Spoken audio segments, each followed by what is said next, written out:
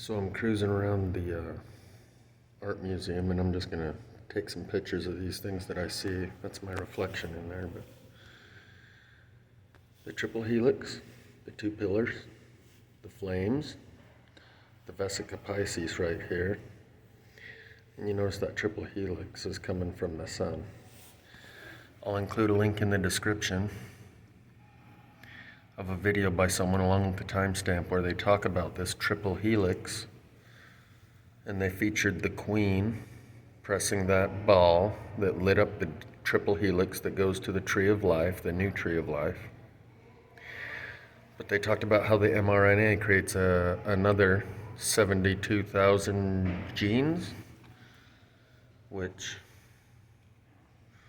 I'll just include that link in the description along with a timestamp where you can hear a little bit more specificity about the triple helix and how it relates to the mRNA. And so I'm just barely getting started, but I thought this one was kind of interesting too. Checkerboard, pillars.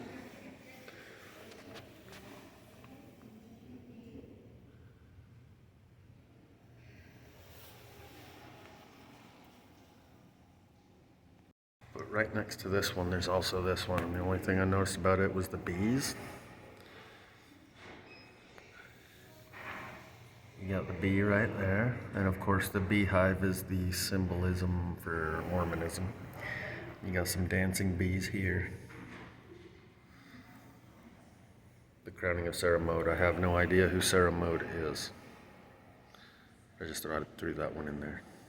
And as I turn around,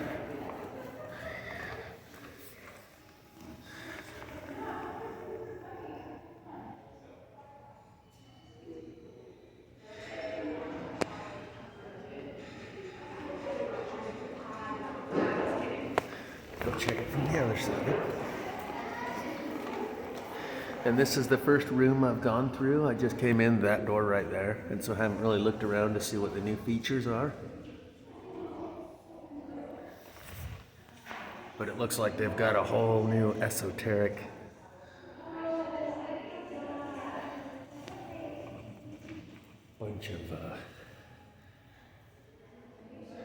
bunch of art that appeals to the third eye.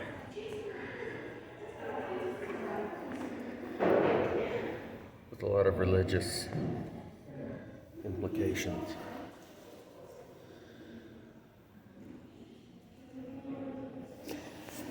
So is this.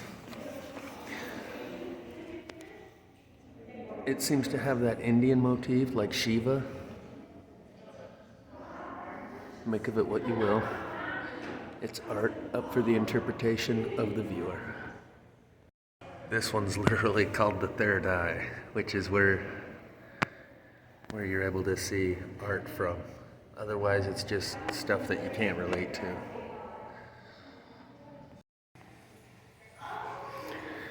So this one is called Conduit.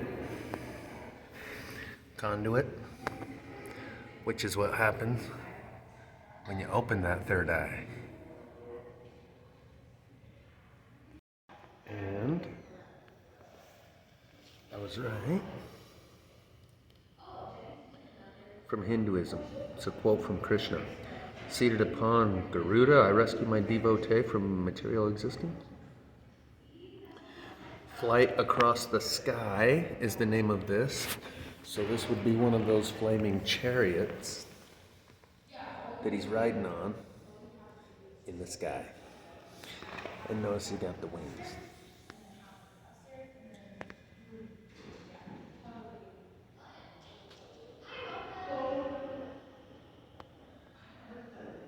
And I suppose this is his devotee, like a tenth of the size.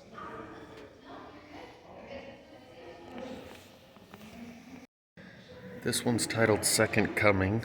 I'll let you interpret it how you will, but what I can see is two suns, one here, one there, bunch of eyes on the Christ figure.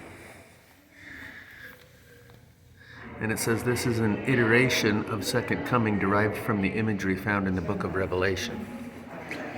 So like I said, the artwork around here has deep esoteric meaning. It's not just art for the sake of art. And this is just all in one room.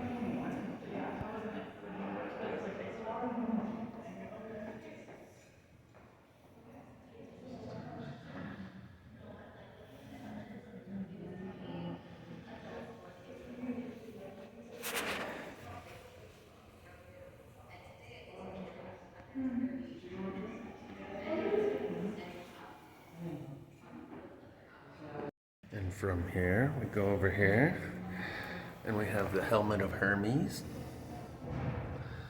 and the benevolent one.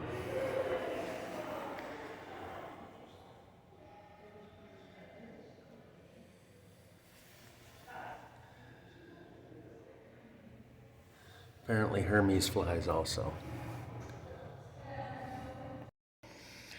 Some black and white checkered symbolism there. Partakers of the gift.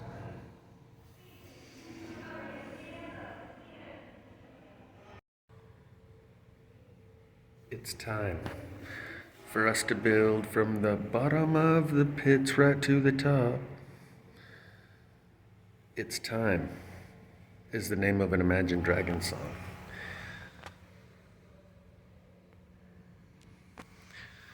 That references this time that we're going through in the transition.